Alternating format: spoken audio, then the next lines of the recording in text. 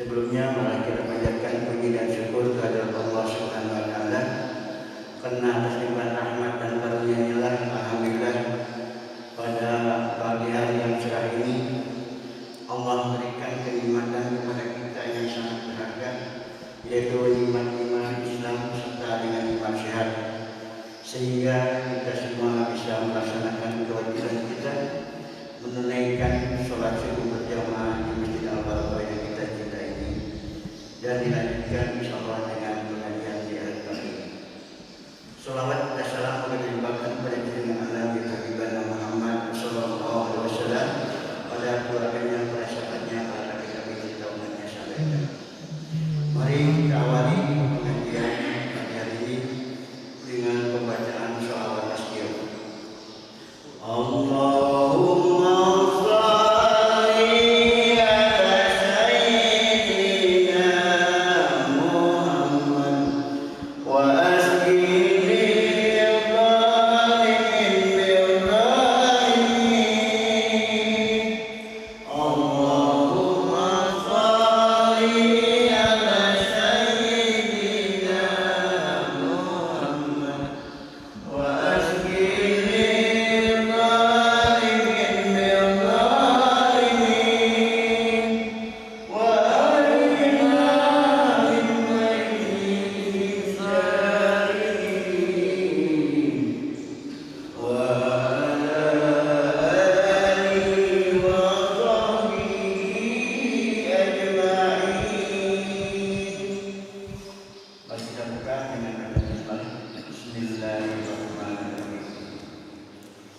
insyaallah kita pengajian kita sampai dengan waktu subuh.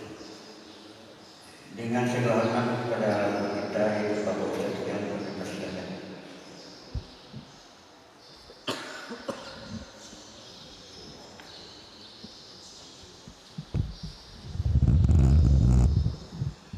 Assalamualaikum warahmatullahi wabarakatuh.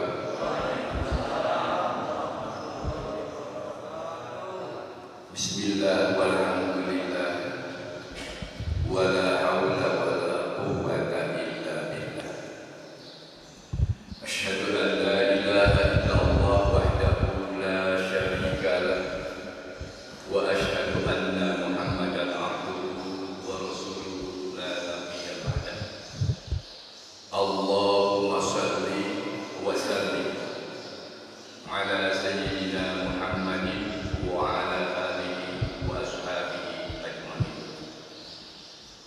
Qala rabbi shrah li sadri wa yassir li amri wahlul 'uqdatam min lisani yafqahu. A'udzu billahi samii'il 'aliim minasy syaithaanir rajiim. Bismillahirrahmanirrahim. Ya ayyuhalladzina amanu qu anfusakum wa ahlikum naro al-ayat. Shadaqallahul azim. Para al-mukarramun yang saya hormati dan yang dimuliakan oleh Allah Subhanahu wa taala, wabil khusus Bapak pengatur acara Bapak Ustaz Jana SAG. Terima kasih atas kesempatan yang diberikan. Jamaah yang berbahagia, kaji kita pada pagi hari ini insyaallah akan membahas setengah ayat, sepotong ayat insyaallah.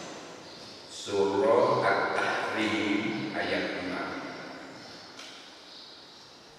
yang berbunyi pada muqaddimah barusan saya bacakan. A'udzubillahi samii'il 'aliim minasyaitonir rajim.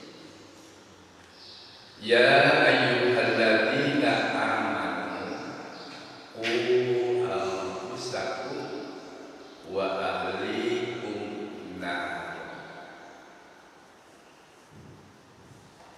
Yang artinya, wahai orang-orang yang beriman, jagalah dirimu dan keluargamu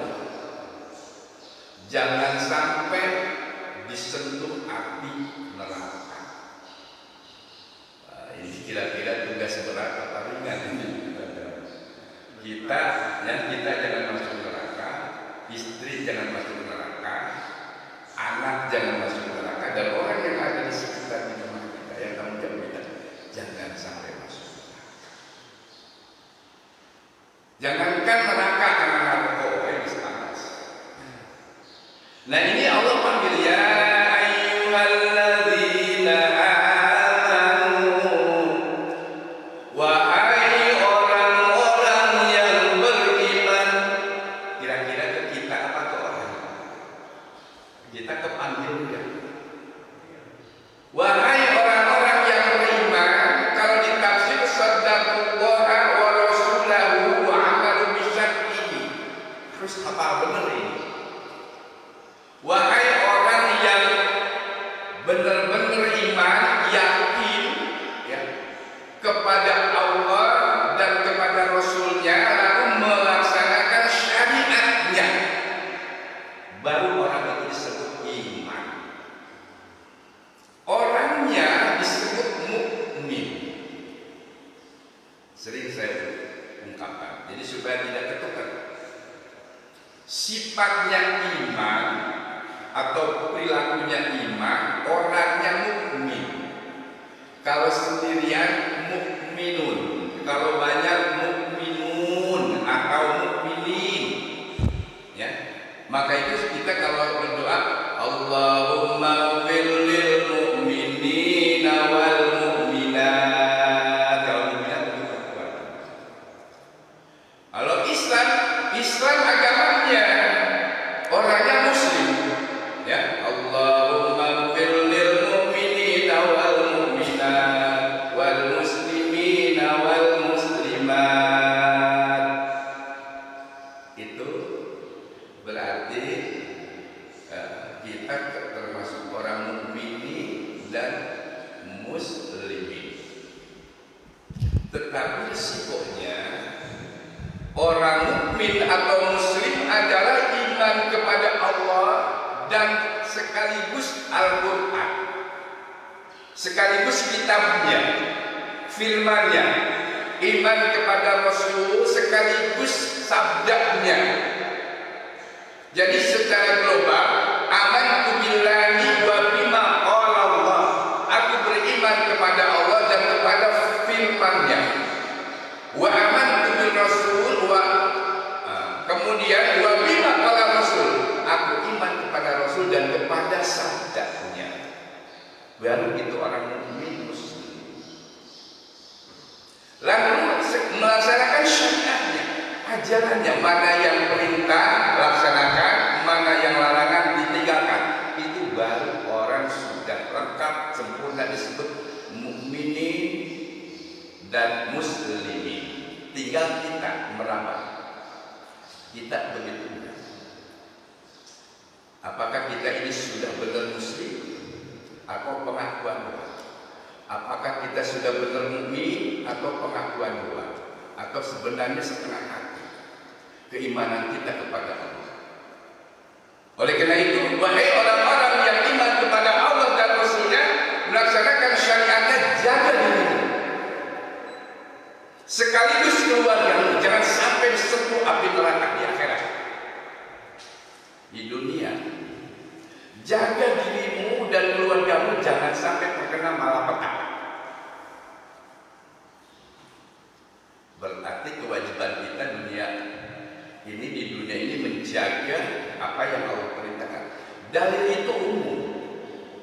Jadi tidak menjaga anu tidak. Jaga dirimu. Jaga dari apa? Akidahmu. Jangan sampai akidah kita ini kemasukan virus.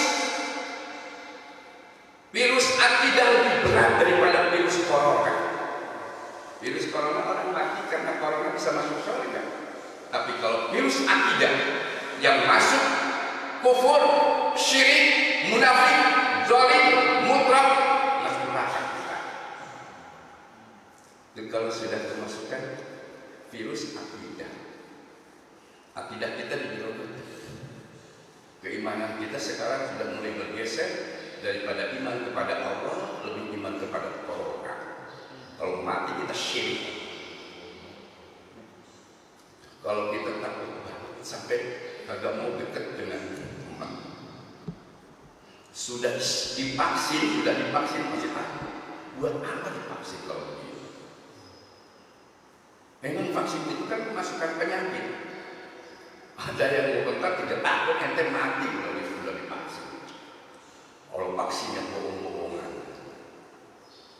Nah kita, kalau divaksin pasti kita kebal, pasti kita tidak akan. Nah ini shade kalau sudah begitu.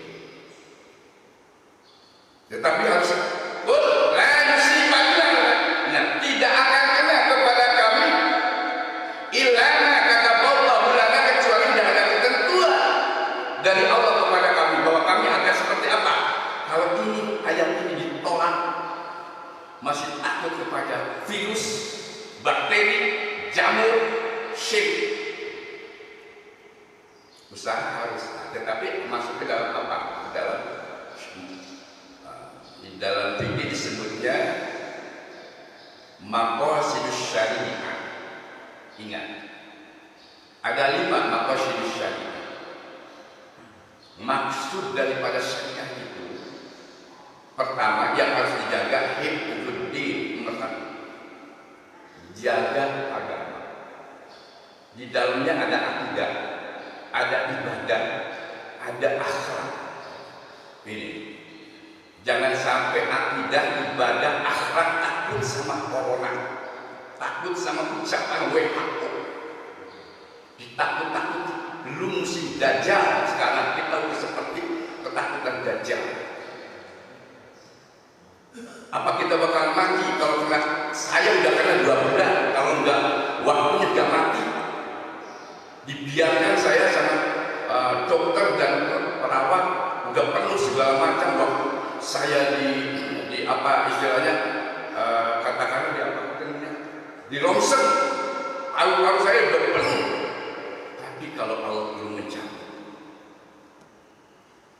orang nggak kena corona sekalipun ditutup pakai APD rapi, profesor dokter lagi rapi lagi, ditutup lagi, divaksin lagi, minum obat lagi, mati tetap.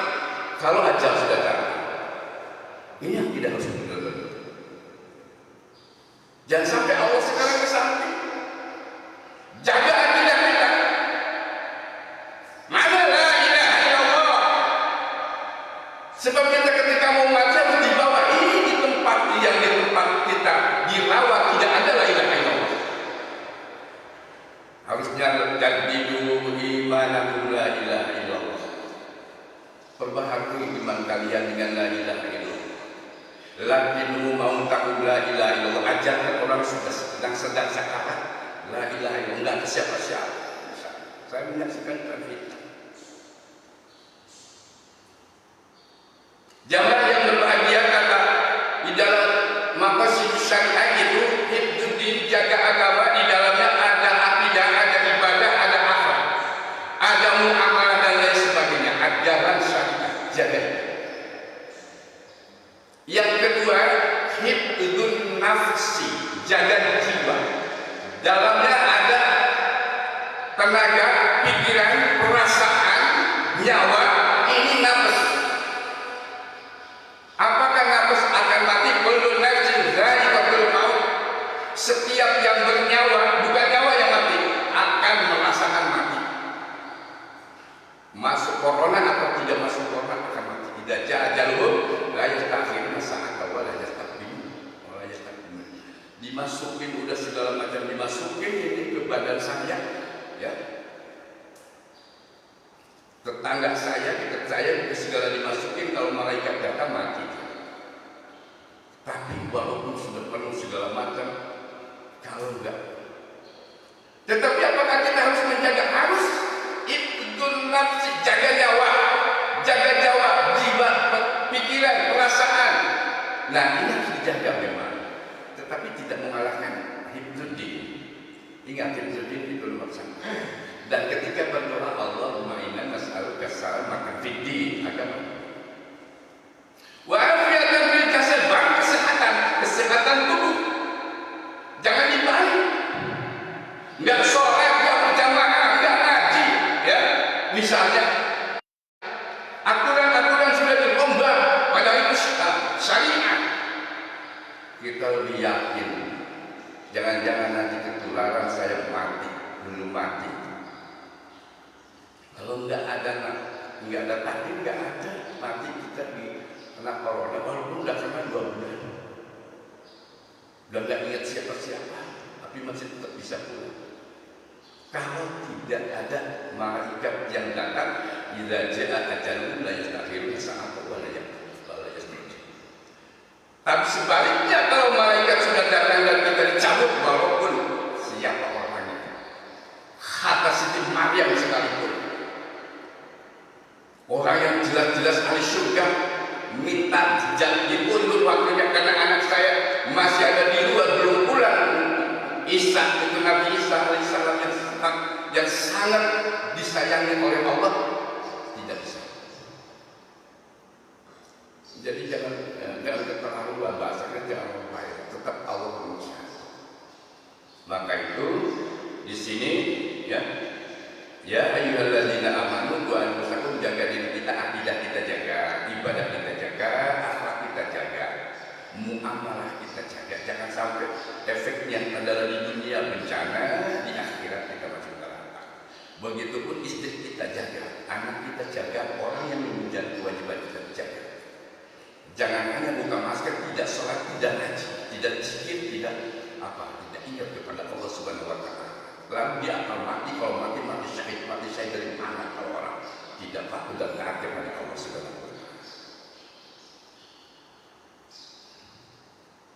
Kalau kita sudah mengatakan bahwa Allah itu tidak terlalu penting, tidak terlalu menakutkan, yang menakutkan corona ini tidak lagi disebut orang mati syahid, karena dia sudah murtad secara akidah. Secara akidah dia sudah tidak percaya kepada apa? Kepada rukun iman. Di situ ada qada dan qadar.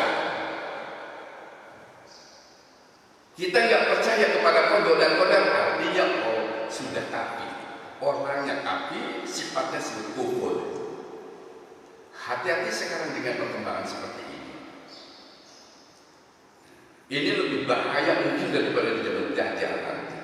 Karena kita tidak tahu, merasa bahwa kita nyaman-nyaman saja. Jamaah yang berbahagia, ya ayyuhalladzina amanu wa anfusakum, sini jaga tadi agama, menjaga nyawa. Jaga nyawa ini katakanlah jaga kesehatan. Tetap kita secara apa? Nah, secara lahir, secara syariat kita pakai untuk menutupi masuknya, karena mereka mengatakan walaupun kita tidak tahu apakah benar ada atau tidak ada. Kalau saya sudah merasakan kayaknya benar gitu masuk. Nah, pakai masker, tetap pakai, kemudian cuci tangan, bahkan lebih hebat wudu, nggak bakalan kalah wudu itu hikmahnya luar biasa. Di samping penyakit yang hilang, juga dosa-dosa kita, baru cuci tangan dosa kita udah habis. Belum dari muka, ini akan lebih hebat. Jangan batal wudu, coba. Jadi cuci badan ini bukan hanya sekedar mencuci pakai sabun, yang sabunnya dibuat dari apa kita tidak tahu. Nggak ada label halal di situ, siapa tahu dari minyak gabi. Lebih hebat kita pakai air keran lalu wudu, kumur-kumur, dan ini setan yang ada di dalam keluar, bukan lagi virus, tetap setan keluar. Hidung kita bisa masukkan keluar lagi itu setan yang malam hari dia minum. Sehingga omongan kita seperti omongan orang-orang yang kemasukan setan. Halal ya boleh. Pakai masker, cuci tangan, jaga jarak. Jangan sampai diganti salaman seperti ini. Tasabahu fa innahu yadhurul birri wal husna. Apakah hadis ini mau dibuang? Enggak percaya lagi kepada Rasul, berjabatan tangan dan kalian. Karena dengan berjabatan tangan itu akan menghilangkan dendam dan husuman, dosa segala macam. Mungkin virus juga hilang, kita tidak tahu. Oh, kalau jabatan tangan itu Rasulullah, malah kalau jabatan tangan nggak boleh dilepas.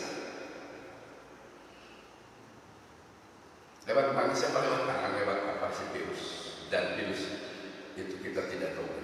Tapi kenapa hati kita sekarang virus? Banyak orang yang meninggal kalau nggak ada dari sananya takdir, nggak bakalan mati.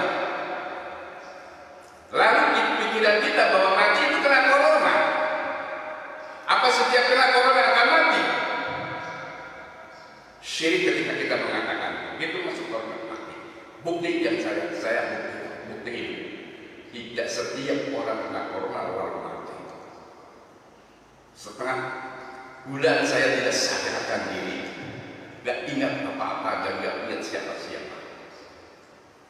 Setengah bulan lagi saya sadar, gak tahu bahwa begitu tanya saya sudah 24 hari. Ya tapi malaikat bilang, apakah saya tidak menjaga kesehatan? Saya jaga kesehatan. Waktu saya harus berobat.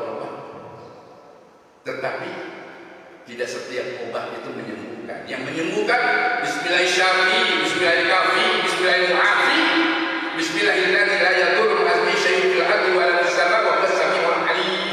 Bismillahirrahmanirrahim, dengan nama Allah yang menyembuhkan. Bismillahirrahmanirrahim, dengan nama Allah yang mencukupkan. Bismillahirrahmanirrahim, dengan nama Allah yang memaafkan, mensejahterakan. Bismillahirrahmanirrahim, itu dia yang diajarkan oleh Rasulullah. Kenapa ini justru kurang, istilahnya kurang konsisten? Kalau pakai yang diajarkan oleh Pak kita sangat konsisten. Tetapi tidak salah karena itu dalam rangka hifdzun nafsi, menjaga jiwa. Kemudian hifdzul akli yang ketiga, jaga akal. Jangan sampai akal kita sekarang gara-gara seperti ini seperti orang-orang yang berubah akal kita, akal pemikiran kita, pikiran kita, ide kita, semua jadi berubah karena situasi dan kondisi dirubah dengan situasi, misalnya ekonomi yang merosot, akhlak yang merosot, mentalitas kita merosot, akidah kita merosot, ibadah kita merosot. Lalu kita mati dalam keadaan tidak percaya kepada Allah, lalu lebih percaya kepada makhluk Allah dulu. Mimma siwallahu alam. Ingat, setiap yang bukan Allah itu alam. Tidak boleh kita iman melebihi kepada Allah Subhanahu wa taala. Jemaah yang berbahagia, kita tahu Islam, iman, ihsan. Ini yang dijaga.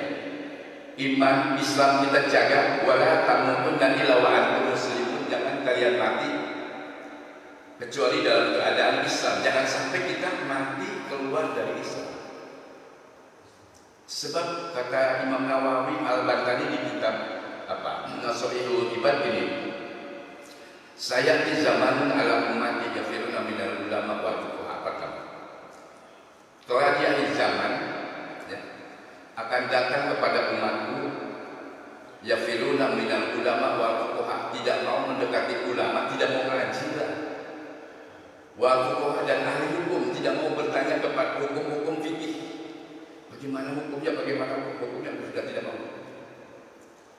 Kalau sudah begitu, Pak Yabtaliyahumullah bitaratin baliyat, nanti akan turun, akan kena bencananya adalah 3 macam. Apa yang pertama?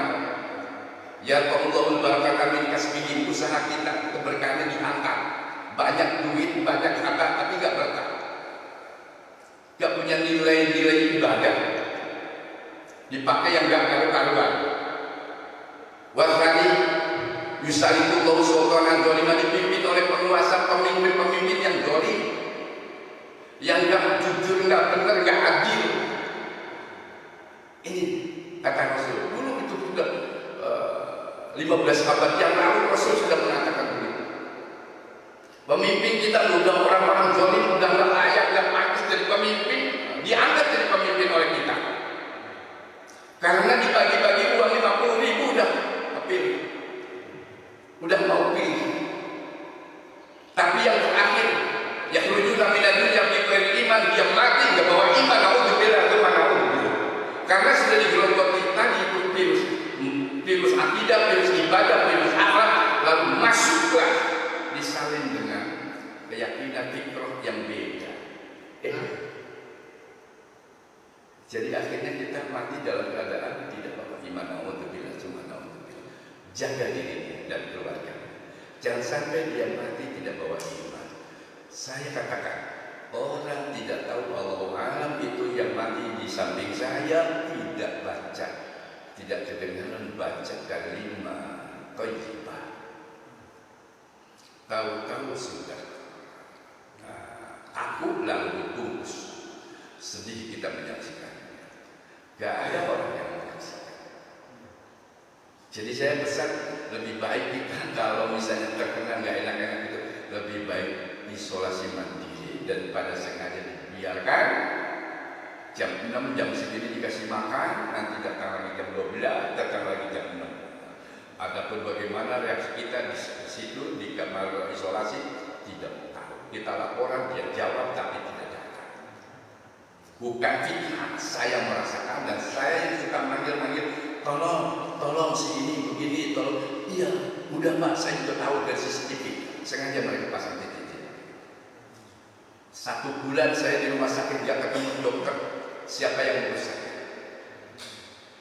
Yang apa itu perawat juga adalah siapa orangnya? Gak tahu karena itu pakai APD. Tapi jangan dianggap bahwa pakai APD berarti dia gak akan mati, gak akan kena virus, bisa saja. Walaupun dia ahli kesehatan, virus segala macam. Jangan sampai akhirnya kita melenceng daripada itu. Jangan jadi. Makanya dipanggil orang beriman. Yang gak beriman gak. Oleh karena itu amalan kita pakai ilmu. Dan ilmu tidak dari Al-Quran. Innamal ilmu indallah. Apalagi soal mati. Sesungguhnya ilmu tentang kita mati adalah di sisi Allah. Tentang musibah adalah adanya di sisi Allah. Sembuh atau kita tidak akan sembuh adanya di sisi Allah. Bukan di sisi dokter. Bukan di ahli kesehatan.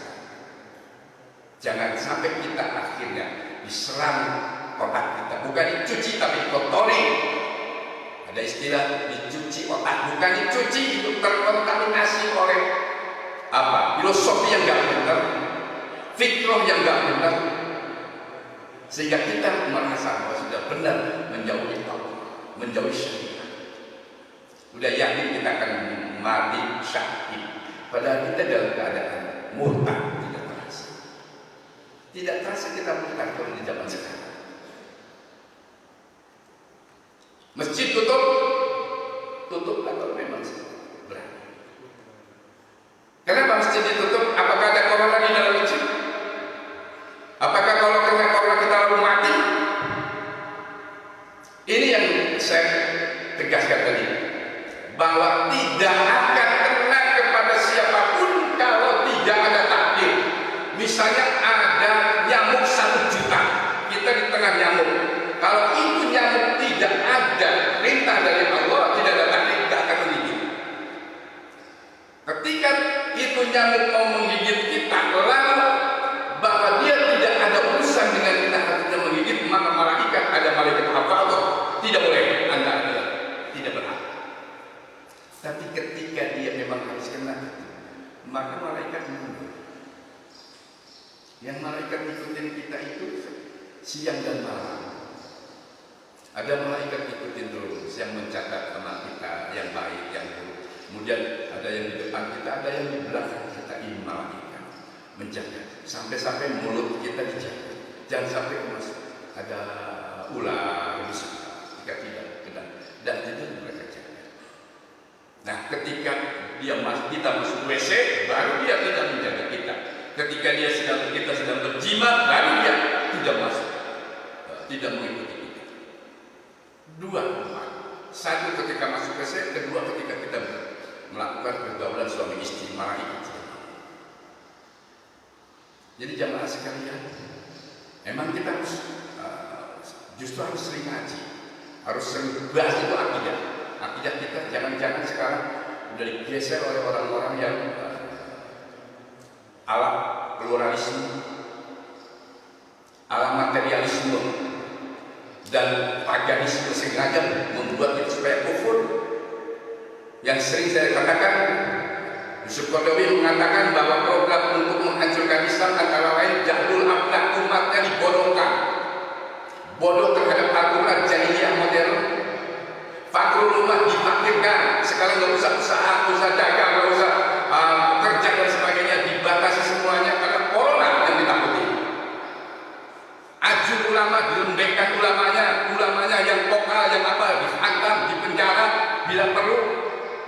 ya, stigma negatif. Kaidul Adab yang terakhir ini memang ada program jahat musuh. Siapa? Yuriduna ayyutiu nurallah biafwahihim. Mereka ingin memadamkan cahaya Allah, Muslim dan kaum muslimin, yaitu Yahudi Nasrani yang paling pokok untuk menghancurkan kita. Sering saya katakan ini, puluhan tahun mungkin saya sering buka ini, supaya ketika berhadapan dengan Yahudi Nasrani kita sudah siap bahwa jangan sampai akidah kita, ibadah kita, dan akhlak kita sekarang jamaah kita acak-acakan. Tapi perasaan kita sudah ada di jalan yang benar karena kita mengikuti WA, bukan mengikuti lagi Al-Quran dan Sunnah. Padahal innamal ilmu indallah, sungguhnya ilmu adalah di sisi Allah yang harus dipakai Al-Quran dan Sunnah. Kalau tufiqul amrayn lima intamasakul bima dan tadilu abada, kitab Allah wa sunnah Rasul. Yang harus kita pakai yang Al-Quran dan Sunnah itu. Walaupun dalam kondisi seperti ini, apalagi perbanyak doa, perbanyak berjamaah. Kalau perlu jaga jarak secara kesehatan, walaupun kita tidak yakin benar, kita tidak melihat misalnya. Tetapi kenyataannya banyak orang yang Allah panggil, tapi yang Allah panggil itu bukan menyuruh virus, tetapi menyuruh malaikat. Biar bagaimanapun karena ada tugasnya. Kemudian dengan ilmu, dengan Al-Quran dan Sunnah kita beribadah. Tapi ibadah itu juga ada ibadah soleh, ada ibadah toleh. Yang soleh ini ya ibadah yang makbul, yang diterima, syaratnya 3. Pertama, yaitu harus niat ikhlas karena Allah. Walaupun jaga diri itu harus niat ikhlas karena Allah. Jaga akidah, ibadah, akhlak kita dan kesehatan kita karena Allah. Buat diri kita, istri kita, anak kita, dan orang yang dekat dengan kita itu jaga dengan semata-mata karena Allah. Niat ikhlas karena Allah supaya punya nilai ibadah. Kemudian juga adalah harus mengikuti jejak Rasul. Jangan sampai kita menganulir ini sunnah Rasul, dirubah oleh kita karena situasi dan kondisi yang berbeda. Yang aneh, kenapa ada orang ngaku sebagai dari Nabi malah disambut langsung. Ini kan akidah yang berbeda. Udah rusak berarti akal kita. Ini yang harusnya dijaga, ya. Dijaga agama kita, dijaga nyawa kita, dijaga akal kita, harusnya dijaga. Sekarang hampir-hampir sudah tidak terjaga. Dipikir-pikir harus begini, bukan kepada Al-Quran. Coba lihat Rasul. Tidak pernah Rasulullah kerjasama atau mengucapkan selamat kepada Isa Persia atau kepada mamangnya, misalnya kepada Abu Lahab, atau kepada Abu Jahal, kepada Ammar Amiri, tidak pernah mengucapkan selamat dan sebagainya. Karena Rasulullah itu adalah benar-benar lakum dinukum waliyadi. Ya, buat kamu agama kamu, buat aku agama aku. Ya, sekarang kita jangan sampai terbawa, sebab kita sering membaca YouTube, lalu lama-lama otak kita terbawa, dikotori, bisa dicuci. Ittibaur Rasul, mengikuti jejak Rasul. Dan kemudian al-masyru'iyah, semua amal perbuatan yang soleh itu adalah ada syariatnya. Ada kalau mengerjakan ada perintahnya, kalau meninggalkan ada larangannya di Quran. Itu yang soleh. Jamaah yang berbahagia disikat. Sekarang yang toleh bagaimana? Kalau yang toleh orang-orangnya misalnya kufur, orang kufur itu orangnya kafir, sifatnya kufur. Kemudian orang musyrik itu orang, sifatnya syirik. Kemudian munafik orangnya nifak, sifatnya zalim, orangnya zulmun, sifatnya ini. Kemudian apa itu mutrab, orangnya tetapi itrab, sifatnya itu berlebihan yang jangan-jangan kita kena, ya. Nah, oleh karena itu amal perbuatannya nanti adalah amal perbuatan yang tidak berdasarkan ilmu, tetapi berdasarkan kebodohan, berdasarkan ra'yu, berdasarkan bentuknya takhayul, bidah khurafat, khayalan belaka, mengada-ada perbuatan, kemudian omong kosong. Nah, kita sekarang sudah sedang diserang oleh takhayul, bidah dan khurafat. Harus kembali kepada Quran kita supaya tidak kena itu. Orang-orang ngomongnya TBC. Nah, udah takhayul, lihat di Quran, di hadis nggak ada. Wah, ini takhayul ini atau bidah atau khurafat. supaya kita mampu di dalam beragama. Kemudian amal perbuatan kita bukan amal soleh, tapi amal toleh. Apa itu toleh? Amal yang terlarang, amal yang tertolak. Sehingga walaupun kita beramal, ada ujub, ada riya, ada takabur, ada sum'ah. Ini yang kita lakukan, maka itulah para ahli nar. Yang tadi itu adalah amal-amal yang soleh yang tadi orang muslim, mukmin dan muhsin, yang amalnya berdasarkan Al-Quran dan Sunnah. Amal soleh dasarnya adalah dalam ibadah niat yang ikhlas, mengikuti jejak Rasul dan hadis syariatnya. Itulah amal soleh, itulah ahlul jannah. Sedangkan orang-orang kafir, musyrik, munafik, mutraf, zalim, fasik itu adalah amal perbuatannya nanti muncul dia takabur, sum'ah, tahayul, tidak khurafat, maka dia adalah ahlun nar. Naudzubillah, summa naudzubillah. Jangan sampai kita seperti itu. Silakan kalau ada yang ingin menyampaikan, saya singkat. Silakan tanya. Ambil. Silakan, ada waktu berapa menit. Assalamualaikum warahmatullahi wabarakatuh. Tadi dijelaskan kalau kita takut pada corona dan itu disebut syirik. Bagaimana dengan ketakutan terhadap jurik? Karena melihat sebelahnya udah meninggal, nggak ada, terus tahu-tahu ada bergoyang-goyang, takut jurik itu pulang. Nah, itu bagaimana? Kemudian yang kedua, kita sering mendengar bersyukuri akan nikmat iman, nikmat Islam. Yang kayak bagaimana nikmat Islam dan nikmat iman itu? Karena selama ini kita juga mengatakan nikmat Islam, yang mana kenikmatannya ya belum merasakan. Nah, mohon dijelaskan. Terima kasih. Assalamualaikum warahmatullahi wabarakatuh. Waalaikumsalam. Jurik itu bahasa Indonesia setan ya. Bahasa Sunda, jurik setan. Memang pengertian takut kepada setan itu harus waspada. Ya ayyuhalladzina amanu la tattabi'u khutuwatis syaitan. Wahai orang-orang yang beriman lagi. Yang tadi itu iman kepada Allah, iman kepada Rasul, laksanakan syariatnya. La tattabi'u, janganlah kalian mengikuti khutuwatis syaitan, strategi setan. Bahasa sekarang strategi itu supaya itu. Kalau bahasa itunya langkah-langkah itu kan, langkah-langkah itu strategi setan. Kenapa inna syaitana lakum aduwwun mubin? Karena setan itu bagi kalian musuh yang nyata. Bisa nakut-nakuti segala macam. Bisa seperti nyerupa supaya kita sayang. Ya, mungkin bentuknya perempuan cantik pada setan, supaya kita tertarik untuk melakukan perbuatan maksiat.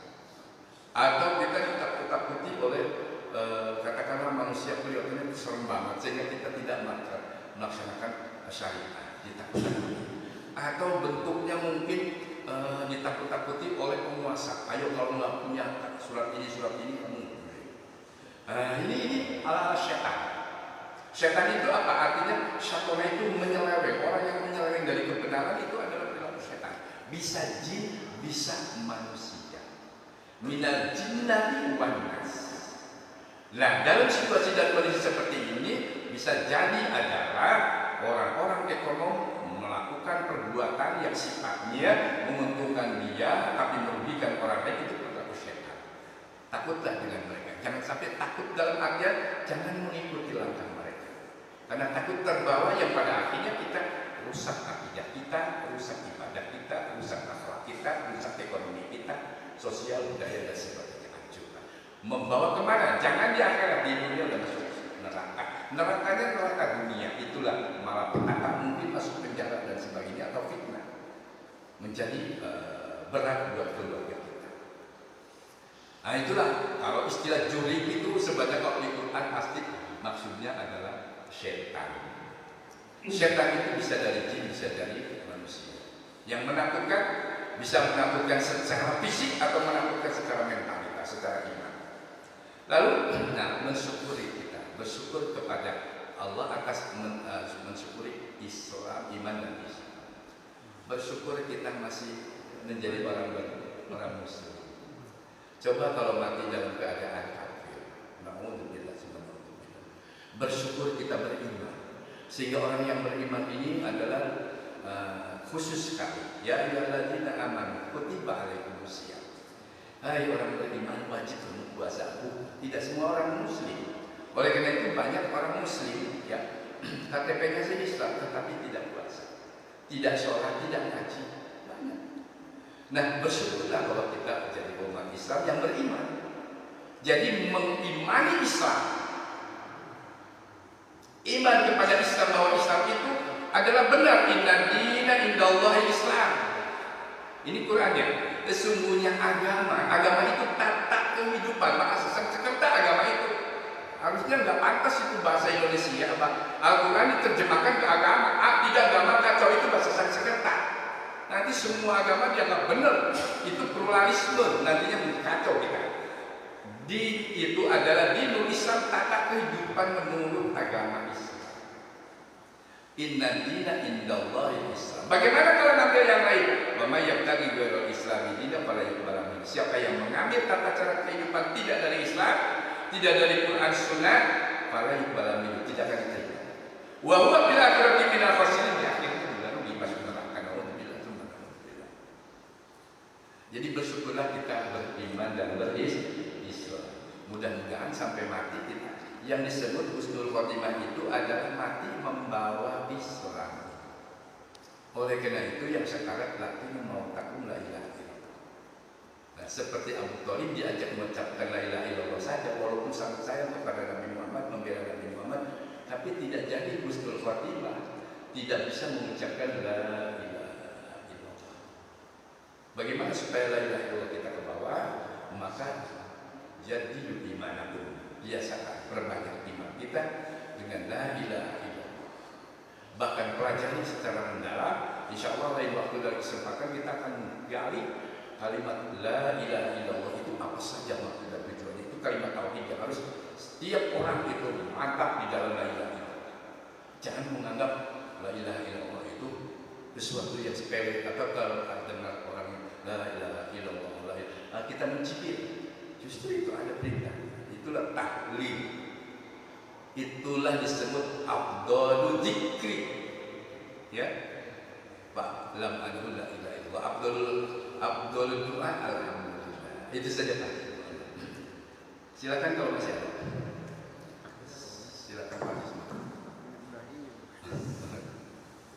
Oh, Pak Isma. Ayo.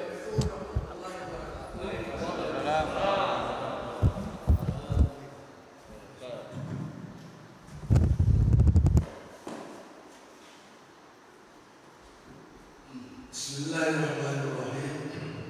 Atiullah wa atiur Rasul wa ulil amri minkum. Taatlah kepada Allah dan taatlah kepada Rasul dan ulil amri minkum. Dan kita tahu semua bahwa ulil amri minkum adalah pemimpin.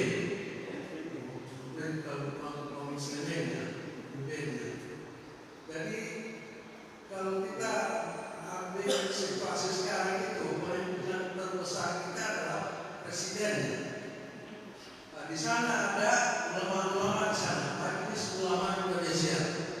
Wakilnya lagi kiai, ya profesor, dan menteri kesehatan, dan menteri agama. Tapi kemarin kita itu dilarang sholat di masjid berjamaah, sholat di rumah saja katanya. Di samping itu kita lihat sekarang itu jaga jarak. Nah, ternyata kita melanggar juga itu jaraknya sholat jamaah kita. Pertanyaan saya, apakah kita melanggar perintahnya apakah kita termasuk melanggar perintah daripada ulil amri? Mohon jelaskan. Terima kasih. Atiullah wa atiur Rasul. Taati Allah